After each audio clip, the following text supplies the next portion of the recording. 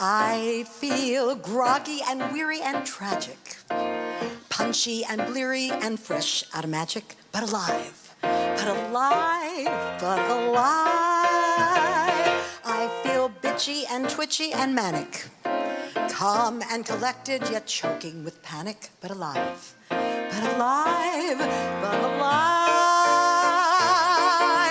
I'm a million different people, every single one is real. I've 1,000 different feelings, okay, but at least I feel.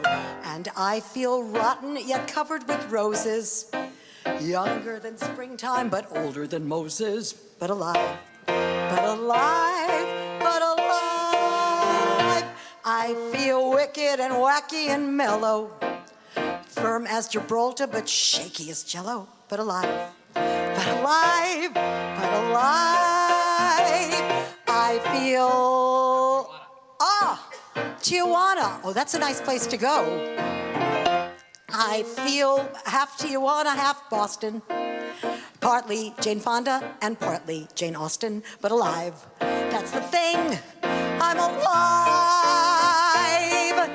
This kaleidoscope of feeling whirls around inside my brain. I admit I'm slightly cuckoo, but it's dull to be too sane. And I feel brilliant and brash and bombastic, limp as a puppet, but simply fantastic. Crazy as a lamb, lazy as a clam. Crazy, but I am alive.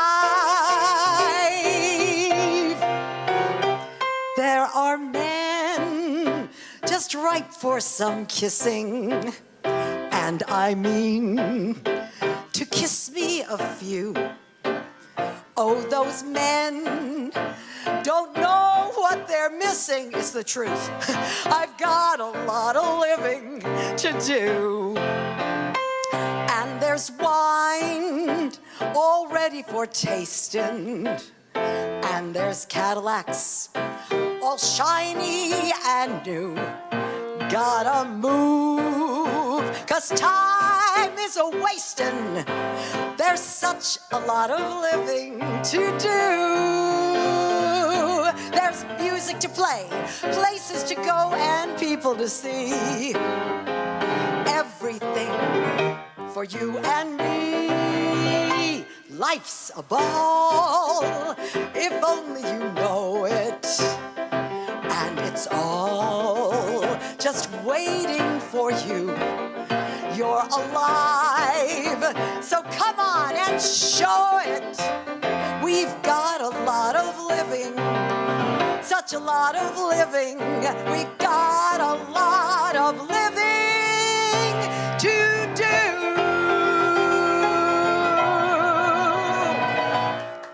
Thank you.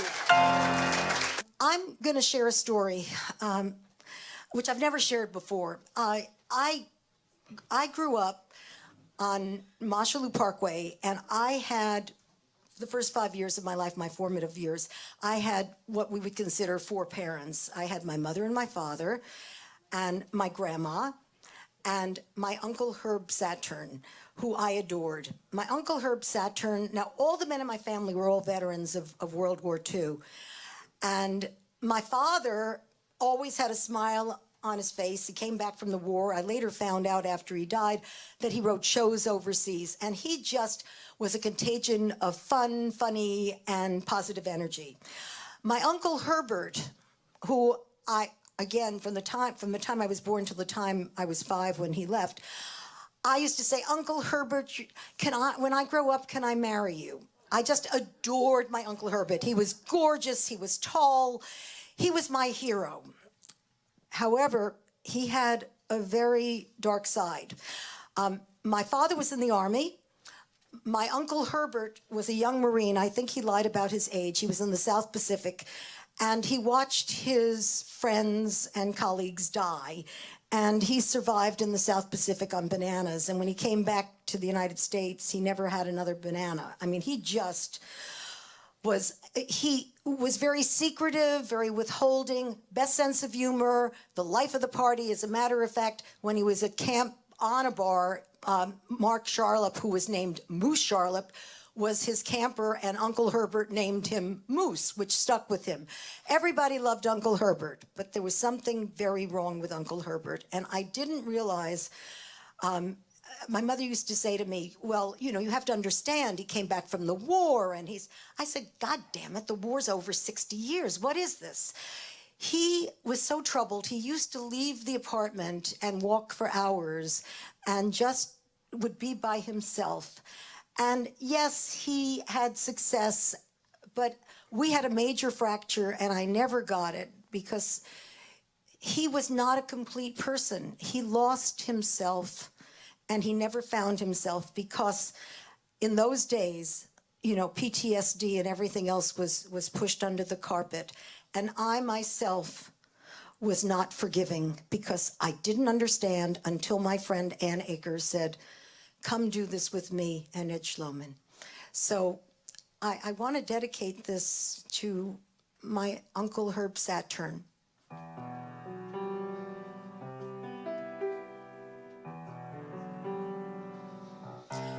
There's always one you can't forget. There's always one you can't forget. One who roams around your mind. One that you can't leave behind. Other smiles seem painted on. Other nights, they're here and gone. Other loves, they soon grow dim. In other arms, you think of him. Across a room or down the street, you always hope perchance you'll meet. Why can't this love die? You can't forget. There is regret. You can't forget. You can't forget.